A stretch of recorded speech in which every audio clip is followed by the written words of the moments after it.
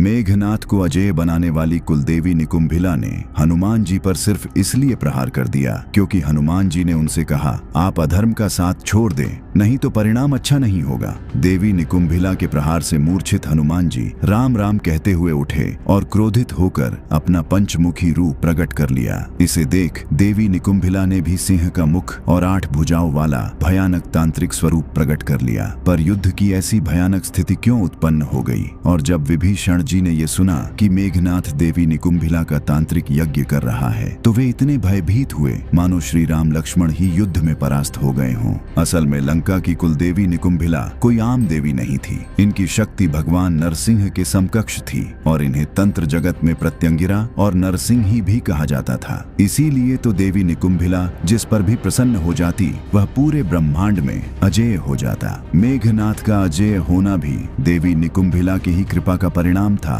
और उन्हीं से मिले शक्ति के बल पर मेघनाथ ने देवताओं तक को बंदी बना लिया और ब्रह्मा जी को भी वरदान देने पर विवश कर दिया। यहाँ तक कि श्री राम लक्ष्मण को नाग पास में बांधना और लक्ष्मण जी पर शक्ति अस्त्र से घात लगाकर प्रहार करना सब देवी निकुंभिला से प्राप्त सिद्धियों का ही परिणाम था। पर जब जब मेघनाथ का सामना हनुमान जी से हुआ तो देवी निकुंभिला भी उसे विजय नहीं दिला पाई और इसी बात से तिलमिलाया मेघनाथ सीधे सीधे देवी निकुंभिला से ही हनुमान जी को युद्ध में परास्त करने को बोलने लगा। दरअसल यह कथा उस समय की है जब विभीषण भागे भागे श्री राम के शिविर में पहुंचे। उनके चेहरे पर ऐसी चिंता थी मानो सब समाप्त हो गया। उन्होंने कांपते हुए कहा, प्रभु अनर्थ होने वाला है। मेघनाथ लंका की गुप्त निकुंभिला गुफा में प्रलयंकारी यज्ञ कर रहा है। इस पर लक्ष्मण ने पूछा, कैसा यज्ञ भ्राता विभीषण? विभीषण ने गहरी सांस लेकर कहा, वह अपनी कुलदेवी निकुंभिला को प्रसन्न कर रहा है। यह कोई साधारण देवी नहीं है,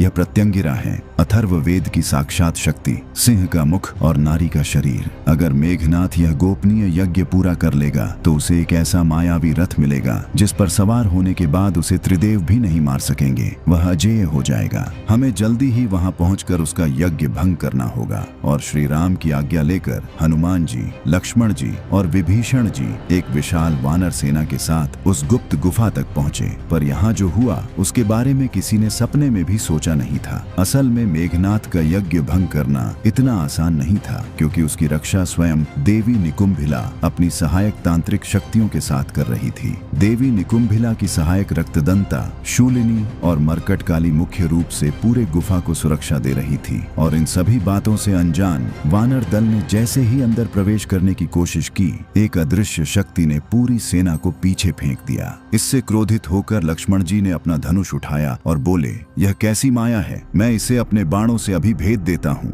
पर उनके दिव्यास्त्र भी उस दीवार से टकराकर शून्य में विलीन हो गए। इस पर विभीषण जी ने चिंतित होकर कहा, यह माया नहीं, यह स्वयं कुलदेवी निकुंभिला का शक्ति बंधन है। उन्होंने मेघनाथ को अपनी सुरक्षा में ले लिया है। इस कवच को भेदना असंभव है। यह सुनकर वानर सेना में भय की लहर दौड़ गई। तब हनुमान जी ने कहा, ऐसी कोई शक्ति नहीं जो श्री राम का कार्य रोक सके। और हनुमान जी जय श्री राम का उद्घोष करते हुए अपना रूप विशाल किया और अपने गदा से गुफा की ओर एक शक्तिशाली प्रहार किया। और तब हनुमान जी के समक्ष अट्टाहस करती हुई प्रकट हुई रक्तदंता, शूलिनी और मरकटकाली। हनुमान जी का इन तीनों से भयानक युद्ध शुरू हुआ। पर इन तीनों की तांत्रिक शक्ति के सामने हनुमान जी कमजोर पड़ने लगे तो उन्होंने तुरंत ही श्री राम को स्मरण किया और तब हनुमान जी में एक नई ऊर्जा का संचार हुआ। फिर उन्होंने अपने गदा के एक ही प्रहार से तीनों को परास्त कर दिया। पर अब कुछ ऐसा हुआ जिसने हनुमान जी को भी अचेत कर दिया। असल में हनुमान जी द्वारा रक्तदंता, शूलिनी और मरकटकाली को परास्त करने से देवी निकुंभिला इतनी क्रोधित हो गई कि वे तुरंत ही हनुमान जी के सामने प्रकट हो गईं। देवी निकुंभिला को देख हनुमान जी ने हाथ जोड़कर प्रणाम किया और विनम्रता से कहा, हे देवी, आप मेघनाथ की रक्षा करके अधर्म को बचा रही हैं। आप हमारे और मेघनाथ के बीच से हट जाइए। इस पर देवी निकुंभिला ने कहा, हनुमान, ऐसा नहीं हो सकता। मैंने अपने भक्त को रक्षा का वचन दिया हुआ है। तुम लोग मेरे रहते मेघनाथ को परास्त नहीं कर पाओगे। तब हनुमान जी ने कहा, आप अधर्म का साथ छोड़ दे, नहीं तो परिणाम अच्छा नहीं होगा। यह सुन देवी निकुंभिला अत्यंत ही क्रोधित हो गई और बोली, चुप हो जा वानर, जो मेरी शरण में है उसकी रक्षा मेरा धर्म है। तू मुझे धर्म सिखाएगा? लौट जा यहाँ से, अन्यथा मेरे क्रोध का ऐसा परिणाम देखेगा कि सृष्टि में तेरा नाम लेने वाला भी कोई नहीं बचेगा। इस पर हनुमान जी ने दृढ़ता से कहा, देवी मुझे विवश न करें, श्री राम की आज्ञा मेरे लिए सृष्टि के विधान से भी बढ़कर है। यह सुनते ही देवी निकुंभिला और अधिक क्रोध से भर गईं और जोर जोर से भयंकर गर्जना करने लगीं। और तभी कुछ ऐसा हुआ कि हनुमान जी को अपना पंचमुखी रूप धारण करना पड़ा। असल में क्रोधित देवी निकुंभिला ने हजारों तांत्रिक शस्त्र से हनुमान जी पर प्रहार कर दिया। अचानक हुए आक्रमण से हनुमान जी संघर्ष करने लगे और एक पल के लिए ऐसा लगा मानो वे इस विनाशकारी शक्ति के आगे विवश हो रहे हैं। तब हनुमान जी ने देखा कि साधारण बल और विनय से बात नहीं बनेगी। तब उन्होंने अपने उस स्वरूप का आवाहन किया जो केवल धर्म की स्थापना के लिए ही प्रकट होता है। उन्होंने श्री राम का स्मरण किया और उनका शरीर पर्वतों जैसा विशाल होने लगा। और तभी एक दिव्य प्रकाश के साथ प्रकट हुए पंचमुखी हनुमान, वानर, गरुड़, वराह, हयग्रीव और पांचवा सबसे विकराल धधकते हुए क्रोध से भरा नरसिंह मुख। उनके नरसिंह मुख से ऐसी भयंकर गर्जना निकली कि देवी निकुंभिला का शक्ति बंधन कांच की तरह टूटकर बिखर गया। इसे देख देवी निकुंभिला ने भी सिंह का मुख और 8 भुजाओं वाला भयानक तांत्रिक स्वरूप प्रकट कर लिया। गुफा के अंदर यज्ञ कर रहे मेघनाथ की आंखें खुल गईं और उसने देखा कि उसकी रक्षा कर रही देवी निकुंभिला अब स्वयं अपने पूर्ण सिंहमुखी स्वरूप में प्रकट हो चुकी हैं और उनके सामने उन्हीं के जैसा एक और सिंहमुखी योद्धा खड़ा है। एक ओर थी रावण की कुलदेवी निकुंभिला तो दूसरी ओर थे राम भक्त हनुमान अपने नरसिंह स्वरूप में। यह 2 ऐसी महाशक्तियों का युद्ध था जिसमें एक अपने भक्त के वचन से बंधी थी तो दूसरे अपने प्रभु की आज्ञा से। दोनों की गर्जना से ब्रह्मांड कांप उठा। देवी निकुंभिला अनेक तांत्रिक मायावी शस्त्रों से हनुमान जी पर प्रहार करने लगी, पर अब हनुमान जी पर इसका कोई भी प्रभाव नहीं पड़ रहा था। तभी हनुमान जी ने भी अपने गदा से एक भयानक प्रहार देवी निकुंभिला पर किया और इसे रोकने के लिए देवी निकुंभिला ने भी अपने सबसे शक्तिशाली गदे से हनुमान जी पर प्रहार किया। पर ये क्या, हनुमान जी की गदा से टकराकर देवी निकुंभिला की गदा ऐसे बिखर गई मानो कांच पत्थर से टकराया हो। अब देवी निकुंभिला को समझ आने लगा कि उन्होंने हनुमान जी को ललकार कर बहुत ही बड़ी गलती कर दी है और उन्हें ये समझ आ गया कि हनुमान जी कोई आम वानर नहीं, ये तो सर्वोच्च शक्ति है। और तब देवी निकुंभिला ने पुकारा, त्राहिमाम हनुमान, त्राहिमाम, मैं तो अपने भक्त के वचन से बंधी थी, पर आपकी भक्ति के आगे मेरा प्रभाव शून्य है। मैं आपकी शरण में आई हूँ, मेरी रक्षा करें। इस पर हनुमान जी ने कहा, आप बस हमारे और मेघनाथ के बीच से हट जाइए। और इस पर देवी निकुंभिला ने कहा, मैं ऐसा ही करूंगी हनुमान। पर यह हनुमान जी की विजय नहीं बल्कि अदृश्य रूप से मेघनाथ की सुरक्षा का भेदन ही था बस, क्योंकि असल युद्ध तो अब होने वाला था। एक ऐसा युद्ध जिसकी कल्पना मात्र से हनुमान जी भी कांप जाते थे।